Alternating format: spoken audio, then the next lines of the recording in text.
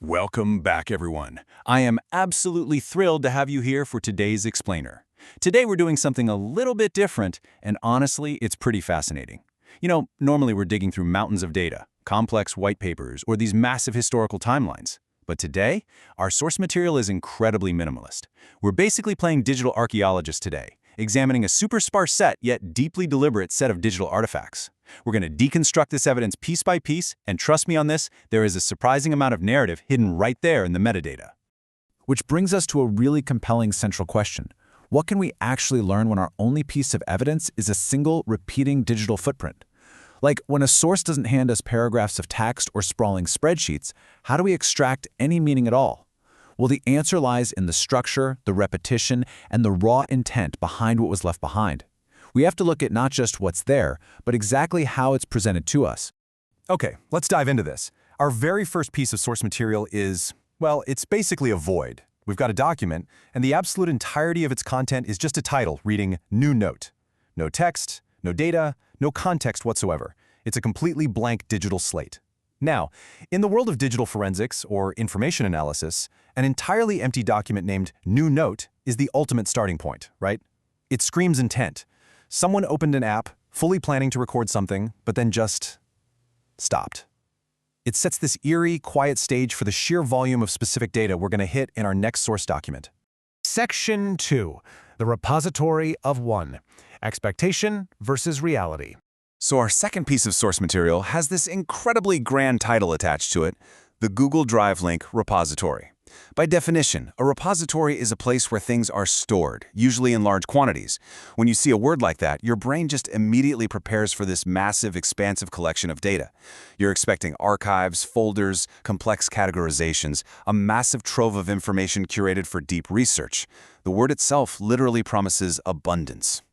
But the reality of our source document, it contains exactly 9 entries. Yep, that's it.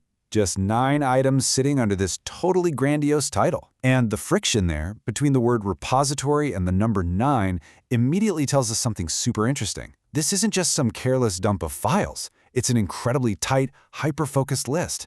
But guys, the real surprise isn't just the low number. It's the actual contents of those 9 lines. And this brilliantly illustrates the totally bizarre nature of our source.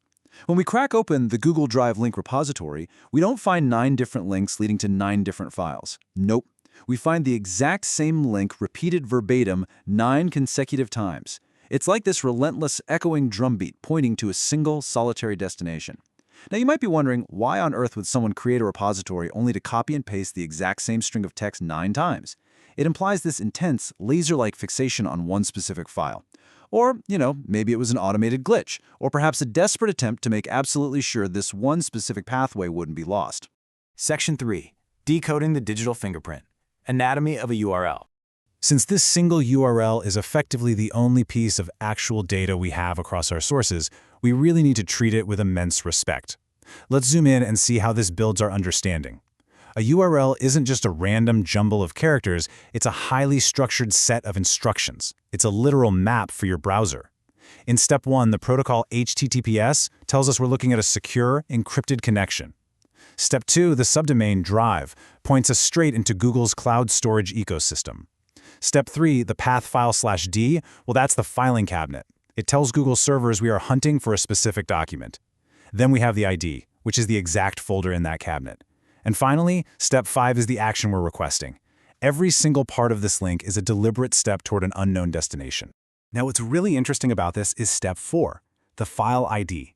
This specific string right here, 10-Z5E-GPL-9LMXJWBA9NKCU6SLQ4EJF. This is the beating heart of the mystery. Think about it. Out of the billions or maybe even trillions of files stored on Google Drive servers around the entire globe, this specific combination of letters and numbers acts as a totally unique cryptographic key. It is literally the only unique piece of information provided in our entire source text. If you count them up, that alphanumeric string is exactly 33 characters long. In the vast architecture of Google Drive, this 33-character sequence is all it takes to separate one specific file from every other piece of data in existence. The person, or maybe the system, that generated our source document was entirely consumed by whatever is hiding behind these 33 characters, consumed to the point of logging it 9 separate times in what they confidently deemed a repository. This just perfectly summarizes the paradox of our source material, doesn't it? On one hand, we have the human element, the title, the repository, setting us up to expect a vast library of varied information. And then bam, we have the stark digital reality, a singular, heavily guarded door defined by a 33-character identifier repeated endlessly. It's this fascinating tension between human language and pure digital hyperfixation. We expected a massive library, and we were basically handed the keys to a single locked door. Section 4. The Final View. An Unanswered Instruction. So, the crucial point is exactly how this link terminates. It ends with /view. This isn't a link to edit a document, or to download a file, or to share it out. It is a highly explicit command. The author of the repository, by repeating this exact link 9 times, is literally echoing an instruction 9 times. View this. Look at this. But for us, as outside observers analyzing this source text, we're stuck staring at a locked door. We have the address, we even have the command to look, but without the access permissions to that specific 33-character file ID, we simply cannot execute the command. And that leaves us with this final, incredibly tantalizing question. What is actually inside file 10Z5EGPL9MXJW89 and KCU6SYLQ4UJF? We started out with a blank new note and ended up with a grand repository containing absolutely nothing but a 9-fold repetition of a locked door.